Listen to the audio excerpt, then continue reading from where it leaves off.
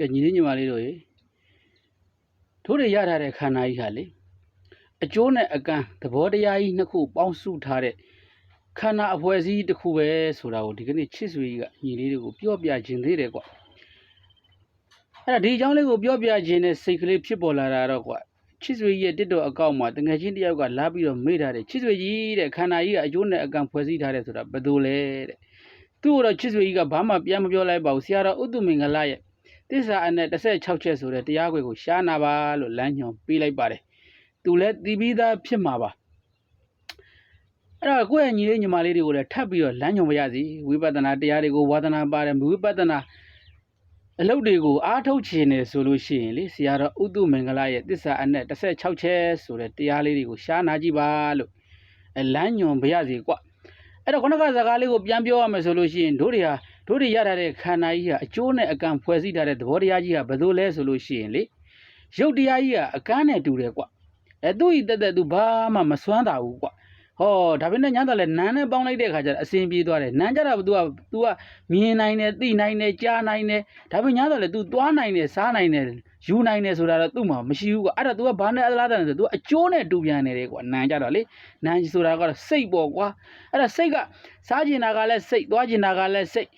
ထိုင်ကျင်တာစိတ်အိတ်ကျင်တာစိတ်ပေါ့အဲ့ဒါကိုဘယ်လိုကလိုက်လုပ်ပေးရလဲဆိုတော့ရုပ်ကလိုက်လုပ်ပေးရတာလေဒါပေမဲ့ရုပ်က तू ကသိသလားဆိုတော့ तू မသိဘူးကွသူကအဲ့တော့အကျိုးနဲ့အကန့်ကနှစ်ယောက်ပေါင်းလို့ရှိရင်အစဉ်ပြေတယ်လို့ပဲပေါ့ကွာအဲ့တော့တို့ရဲ့ရုပ်ကြီးကလည်းထုံးတူတာပဲရုပ်နဲ့နာနှစ်ခုပေါင်းထားလို့အစဉ်ပြေနေတဲ့သဘောရှိတယ်ကွာဒါပေမဲ့တို့တွေဟာလေဘယ်တော့အခါပဲဖြစ်ဖြစ်ရုပ်ကိုပဲပြင်းနေကွာစိတ်ကိုပြင်းဖို့ထုံးစံမရှိဘူးများသောအားဖြင့်ပြောတာပေါ့ကွာအဲ့တော့လူတွေကရုပ်ကိုသာရေချိုးကြတယ်စိတ်ကိုရေချိုးရကောင်းမှမသိဘူးလေစိတ်ကိုသာရုပ်ကိုသာထမင်းတွေကျွေးနေကြတာစိတ်ကိုတော့အာဟာရတွေဖြည့်ဆည်းပေးရကောင်းမှမသိဘူးကွာဒါကြောင့်မို့လို့လဲတို့တွေဟာလေတို့ရဲ့ရှေ့မှာမင်းတို့မြင်ဘူးကြလိမ့်မယ်ကွာရုပ်ချင်းတွေမတည့်လို့စိတ်ချင်းတွေမတည့်လို့ရုပ်ကြီးတွေထချနေကြတာလေအဲ့ဒါကတကယ်တမ်းကျတော့ရုပ်ချင်းမတည့်တာမဟုတ်ဘူးစိတ်ချင်းမတည့်လို့ရုပ်ကြီးတွေကချနေရတာပဲဖြစ်တယ်ကွာအဲ့တော့လောကကြီးကလည်းလောကမှာလည်းပြန်ကြည့်မယ်ဆိုလို့ရှိရင်လေရုပ်ဖြစ်ထွန်းချောင်းတွေကိုပဲလိုက်နေကြတာကဘာကြီးမငြိမ်းချမ်းတာလေဒီရုပ်တရားတွေနောက်ကိုပဲလိုက်နေလို့လေအဲ့တော့မြတ်စွာဘုရားရဲ့စိတ်သဘောတရားတွေနံသဘောတရားတွေနောက်ကိုသာလိုက်မယ်နံဓမ္မတွေကိုသာလေ့လာမယ်ဆိုလို့ရှိရင်တို့လောကကြီးကလည်းငြိမ်းချမ်းတာပေါ့ဒါပေမဲ့တို့တွေကလည်းလေရွေးချယ်ပြီဆိုလို့ရှိရင်တို့ညီတွေညီမတွေလည်းဘာကိုရွေးချယ်လဲမင်းတို့ထင်တယ်လေရုပ်ကိုပဲရွေးချယ်ကြတာလေရုပ်ကလေးဘလူကဘလောက်လှတယ်ဘလူကတော့ပစ္စည်းဥစ္စာတွေပေါ်တယ်ဘသူကတော့ဆွေမျိုးခုံအင်ကအတိုင်းဝိုင်းနဲ့ပြည့်စုံနေဆိုအဲ့ဒါရုပ်တရားတွေကိုပဲတို့တွေကရွေးချယ်တာလေနံတရားကိုတို့တွေကရွေးချယ်ရကောင်းမှမသိဘူးကွာဒါကြောင့်မလို့လဲတို့တွေကလေစိတ်ကိုလည်းပြင်ရုပ်လည်းပြင်ပြင်စင်တိုင်းရစိတ်တိုင်းကြဒုက္ခချမ်းသာရတဲ့အဲ့တော့လောကမှာတဲ့ဘာသာတရားမကိုးကွယ်တဲ့လူရဲ့ဘာသာမဲ့လူရဲ့ပေါ့ကွာ